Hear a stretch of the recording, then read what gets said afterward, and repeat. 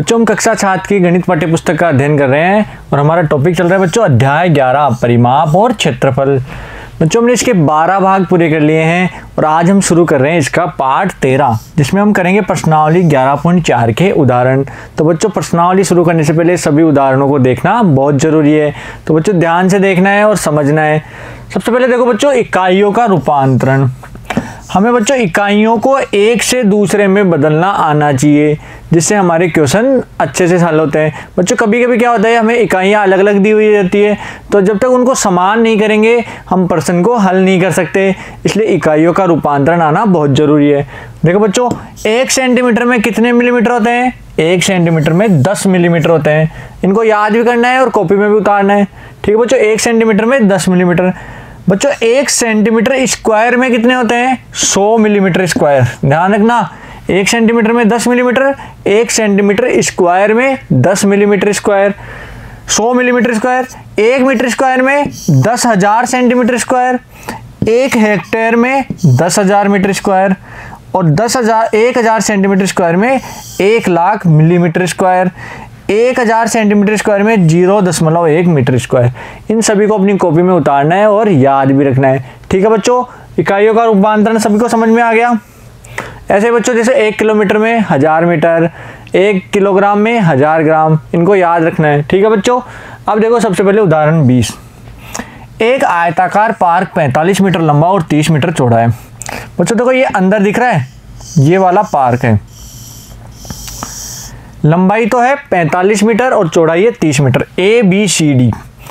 Park के बाहर चारों ओर एक 2.5 मीटर 2.5 मीटर चौड़ा एक पथ बनाया गया है। इसके चारों ओर ये पथ बनाया, इसकी लंबाई कितनी है? 2.5 मीटर। ठीक है बच्चों, दिख रहा है सभी को 2.5 मीटर चौड़ा पथ है। पथ का क्षेत्रफल ज्ञात करो। तो इस पथ का क्षेत्रफल हमें ज्ञात करना है। ठीक है बच्चों, दिख रहा है सभी को। तो हमें क्या करना होगा? सबसे पहले देखो हम इस अंदर वाले आयताकार बगीचे का क्षेत्रफल निकालेंगे। ठीक है बच्चों, समझ रहे हो? आयताकार बगीचे का पार्क का क्षेत्रफल आ गया। फिर पथ के साथ इस आयत का क्षेत्रफल निकालेंगे। जो PQRS बगीचा और पथ इनको मिलाकर जो आयताकार पार्क बन रहा है ना पूरा ये वाला, इसका क्षेत्रफल निकालेंगे। फिर क्या करेंगे?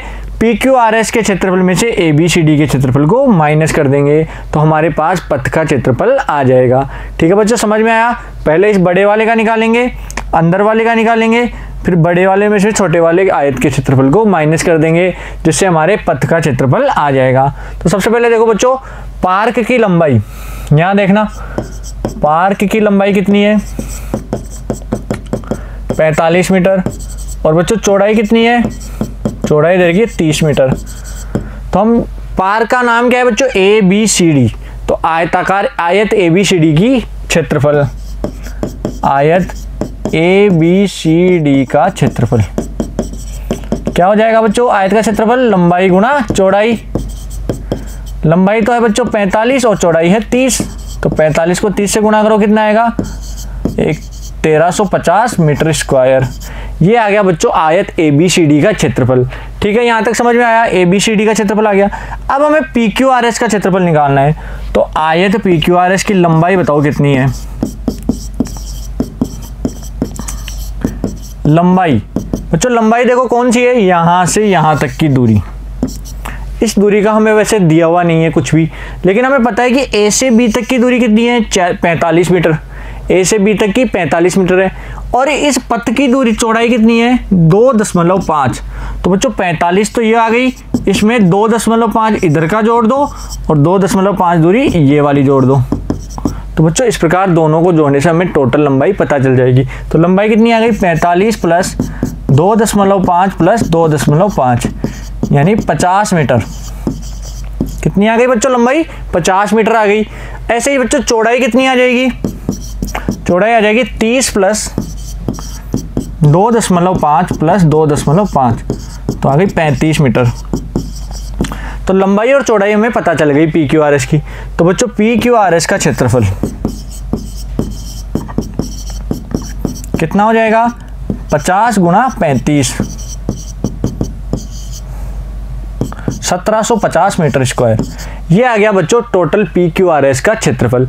अब हमें निकालना है पथ का क्षेत्रफल। तो पथ का क्षेत्रफल कैसे निकलेगा? पूरा पी क्यू आर एस के क्षेत्रफल में से ए बी सी डी के क्षेत्रफल को माइनस कर देंगे, तो हम लिखेंगे पथ का क्षेत्रफल बराबर पी क्यू आर एस का क्षेत्रफल minus A B C D का क्षेत्रफल।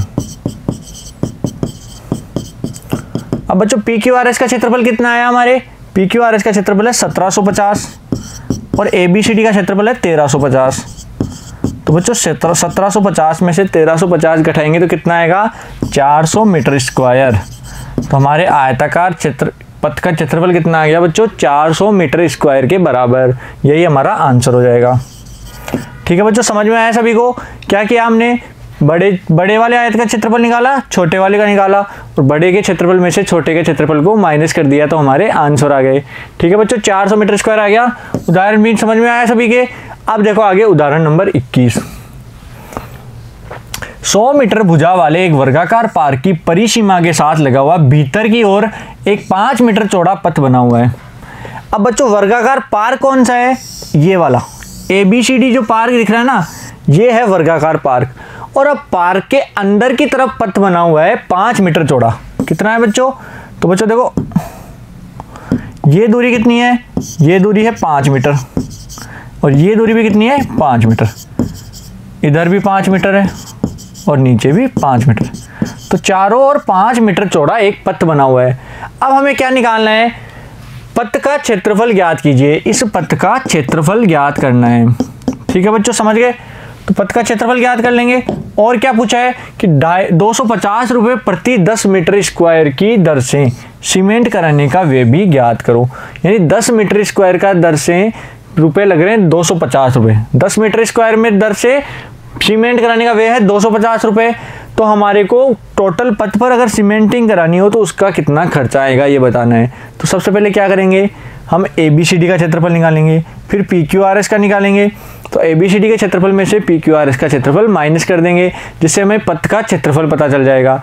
फिर उसको गुणा कर देंगे 250 से। ठीक है बच्चों, तो बच्चों देखो वर्गाकार आकृति है तो ABCD, तो वर्ग ABCD की भुजा कितनी है बच्चों, भुजा 100 मीटर। तो इसका क्षेत्रफल क्या हो जाएगा, तो वर्ग का क्षेत्रफल क्या होता है, वर्ग का क्षेत्रफल होता है भुजा गुणा भुजा। ठीक है बच्चों, तो ABCD का क्षेत्रफल कितना आ जाएगा, ABCD का क्षेत्रफल आ जाएगा 100 गुणा 100, यानी बच्चों 10,000 मीटर स्क्वायर। ये आ गया इस ABCD पार्क की वर्गाकार पार्क का क्षेत्रफल 10,000 मीटर स्क्वायर। अब वर्ग, अब कौन सा वर्ग है बच्चों, PQRS। तो वर्ग PQRS का क्षेत्रफल क्या हो जाएगा, भुजा गुणा भुजा। अब भुजा कितनी है बच्चों इसकी, देखो भुजा कितनी आ जाएगी, टोटल लंबाई 100 है, 100 में से 5 ये कम हो जाएगी, 5 ये कम हो जाएगी, तो 5 और 5 10, 100 में से 10 कम हुई तो 90। तो बच्चों भुजा हो जाएगी 90 गुणा 90। देखो बच्चों यहाँ से यहाँ तक की ये दूरी कितनी हो जाएगी, 100 माइनस 5 प्लस 5, तो 5 और 5 कितने हो गए 10, तो 100 में से 10 गया तो 90। तो बच्चों ये दूरी होगी 90 मीटर। तो हमारा क्षेत्रफल क्या हो जाएगा, 90 गुणा 90, तो 8100 मीटर स्क्वायर। अब पथ का क्षेत्रफल पूछा है, तो पथ का क्षेत्रफल कितना हो जाएगा बच्चों, पथ का क्षेत्रफल हो जाएगा ABCD का क्षेत्रफल माइनस PQRS का क्षेत्रफल।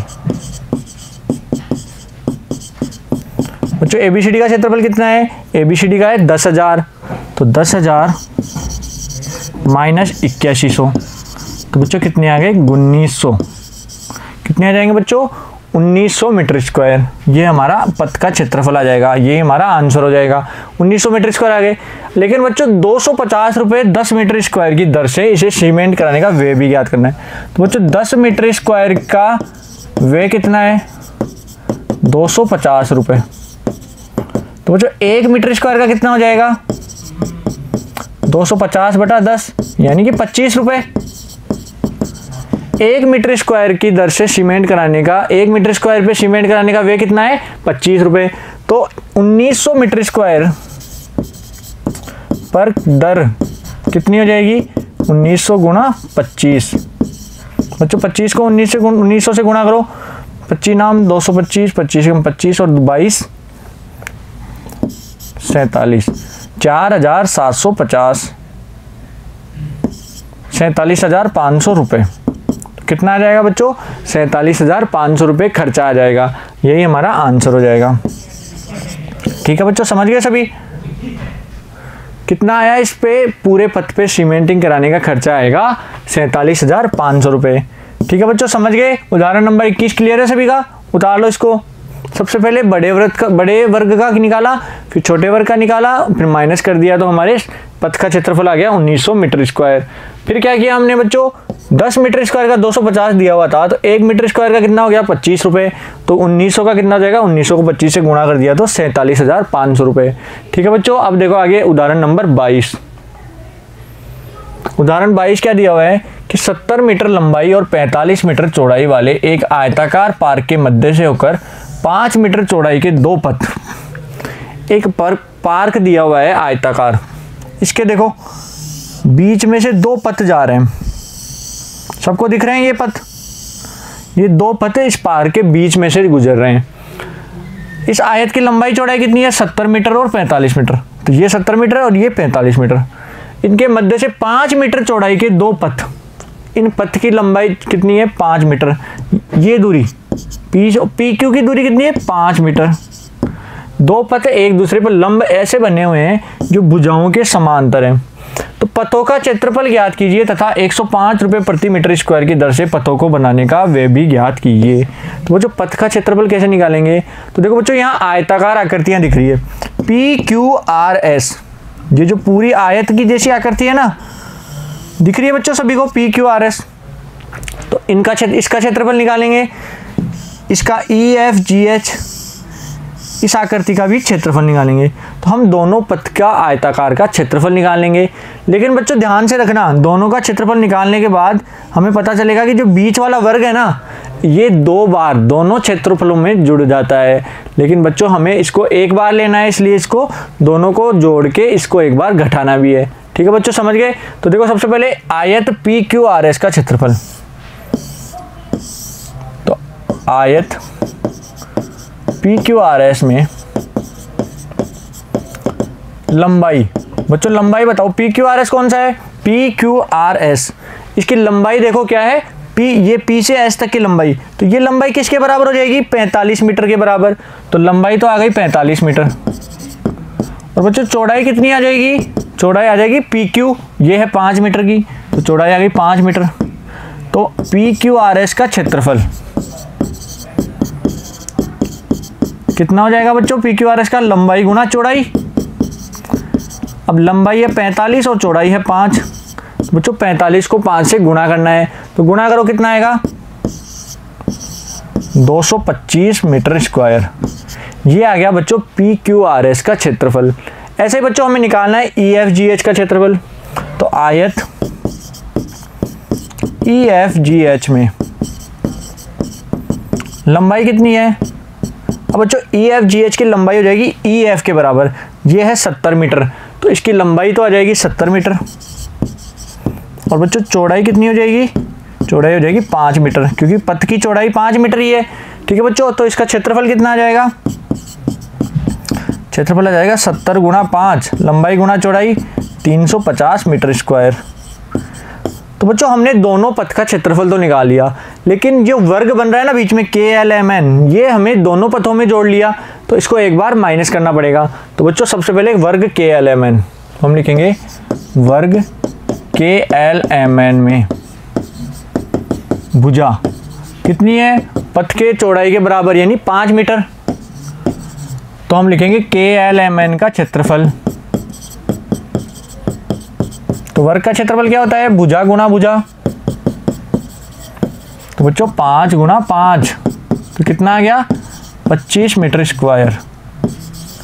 तो ये आ गया KLMN का स्क्वायर। अब कुल पथ का क्षेत्रफल, कुल पथों का क्षेत्रफल कैसे निकालेंगे बच्चों, सबसे पहले PQRS का क्षेत्रफल, प्लस EFGH का क्षेत्रफल, और इनमें से माइनस कर देंगे KLMN का क्षेत्रफल। ठीक है बच्चों, समझ गए? दोनों पथों को जोड़ देंगे और एक वर्ग को माइनस कर देंगे। तो PQRS का क्षेत्रफल कितना आया? 225, तो हम लिख देंगे 225 प्लस EFGH का कितना आया? 350 और माइनस का 25। तो बच्चों 225 में 350 जोड़ो, कितना आएगा? 575 माइनस 25, 575 में 25 गया तो 550 मीटर स्क्वायर। ये आ गया बच्चों हमारे पथों का क्षेत्रफल, और यही हमारा आंसर हो जाएगा। ठीक है बच्चों, पथ का क्षेत्रफल निकालना आ गया। सबसे पहले क्या किया हमने? दोनों पथ की लंबाई चौड़ाई से इनके क्षेत्रफल निकाल लिए। तो एक का तो 225 और एक का 350। लेकिन बच्चों ध्यान देने की बात यह है कि हमने इस वर्ग को, जो बीच में वर्ग आना है ना, इसको हमने दोनों पथों में जोड़ लिया, जबकि हमें एक बार ही जोड़ना है। तो इसका क्षेत्रफल निकाल कर एक बार माइनस कर देंगे। तो बच्चों हमने इस पथ का क्षेत्रफल निकाला 25 मीटर स्क्वायर, और इसको माइनस कर दिया तो 550 मीटर स्क्वायर हमारे आंसर आ गया। ठीक है बच्चों, समझ में आया सभी को? तो बच्चों हमने प्रश्नावली 11.4 के सभी उदाहरण पूरे कर लिए हैं, और आशा करता हूँ आपको समझ में भी आए होंगे।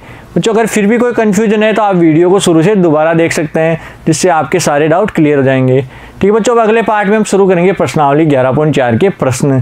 Thank you.